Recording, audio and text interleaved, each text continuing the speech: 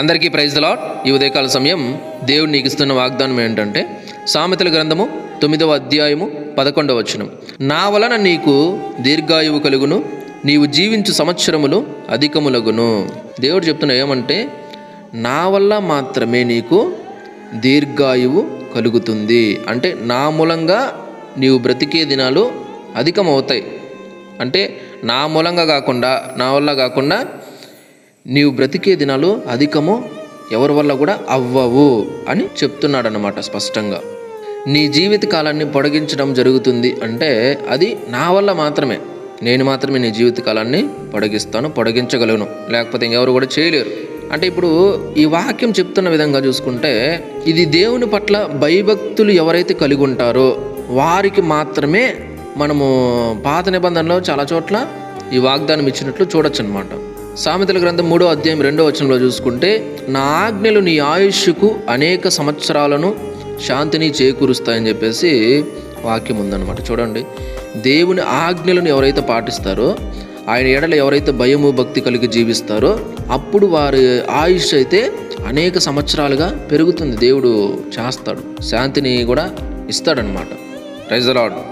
ద్వితీయోపదేశకాండం 5వ అధ్యాయం 16వ వచనంలో చూసుకుంటే మీ దేవుడైన యెహోవా మీకు ఇచ్చే దేశంలో మీరు దీర్ఘకాలం బ్రతికేలా క్షేమంగా ఉండేలా మీ దేవుడైన యెహోవా మీకు ఆజ్ఞాపించినట్టు మీ తండ్రిని తల్లిని సన్మానించాలి అని చెప్తున్నాను అనమాట. చూడండి, కాబట్టి ఇలా పాత నిబంధనలో కూడా దేవుడైతే చెప్పాడు, అనేక సార్లు చెప్పాడు అనమాట. అలాగే కొత్త నిబంధనకు వచ్చేసరికి దీన్ని అంతగా నొక్కి చెప్పలా. కానీ పైగా చూసుకుంటే ఈ లోకాన్ని విడిచి క్రీస్తుని చేరుకోవాలనే కొత్త నిబంధన విశ్వాసుల ఆశ. అంటే చాలామంది ఇలా ఆశిస్తారు, కొంతమంది వచ్చి పెద్ద లెక్క చేయరు, లోకాన్ని చూస్తారు, దేవుని పట్టించుకోరు, అలా ఉంటారు.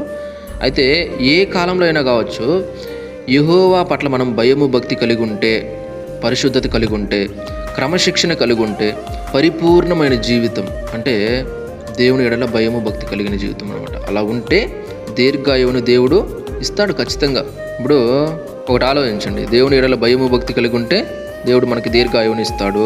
అదే మనము దేవునికి వ్యతిరేకంగా పాపం చేస్తూ మన శరీరేచ్ఛలు కావచ్చు, మన ఇష్టానుసారమైన కోరికలు అవి వాటిని తీర్చుకోవాలి, వాటిని చూసుకోవాలని చెప్పి పాప సంబంధమైన జీవితం జీవిస్తున్నామంటే, అలా ఉన్నామంటే ఆ జీవితం మనకి దీర్ఘాయువుని ఇస్తుందా?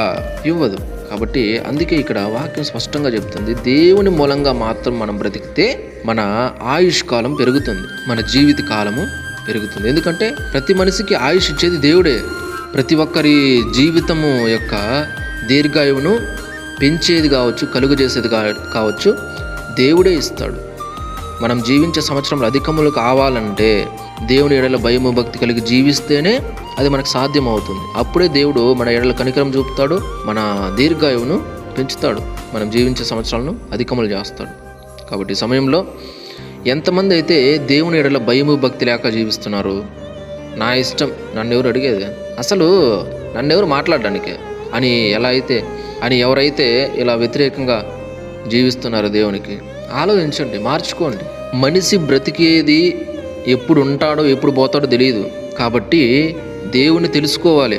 దేవుని తెలుసుకోకుండా చనిపోతే, దేవుని పట్టించుకోకుండా చనిపోతే, దేవుడు అంటే లెక్క లేకుండా మన ఇష్టానుసారం తిరిగి లోకంలో పాపం చేసి చనిపోయినాం అనుకో, నరకానికి పోతాం. ఎవరిని బెదిరించట్లేదు, ఉండే జీవిత సత్యం చెప్తున్నాం. కాబట్టి నరకము ఏడున్నట్టుగా ఉండదు, ఏదో 4 కట్లేసి తగ్గిలో అది బండి ఆరిపోయేలా అట్టు ఉండదు నరకమాట. యుగ యుగములు కాలుతూనే ఉంటాం. అగ్ని ఆరదు, పురుగు చావదు. అగ్ని అంటే నరకము, పురుగు అంటే నువ్వు నేను. దేవుని నమ్మకపోతే, దేవుని పట్టించుకోకపోతే మనకైతే అదే యుగ యుగములు అంటే ఇంకా లెక్కేసుకో. ఈ రోజులు గీజులు ఏం పనికిరావు, యుగ యుగములు కాలుతూనే ఉండాలి. కాబట్టి నరకం అంటే సిల్లిగా తీసుకోవద్దండి, ఆలోచించండి, సీరియస్గా తీసుకోండి. మీకు ఏదైనా బలహీనతలు ఉన్నాయి, వాటి నుంచి బయట పడలేని స్థితిలో ఉన్నారు, మీ వల్ల కావట్లేదు, నో ప్రాబ్లం, ఆయన దగ్గరికి వచ్చి అడగండి.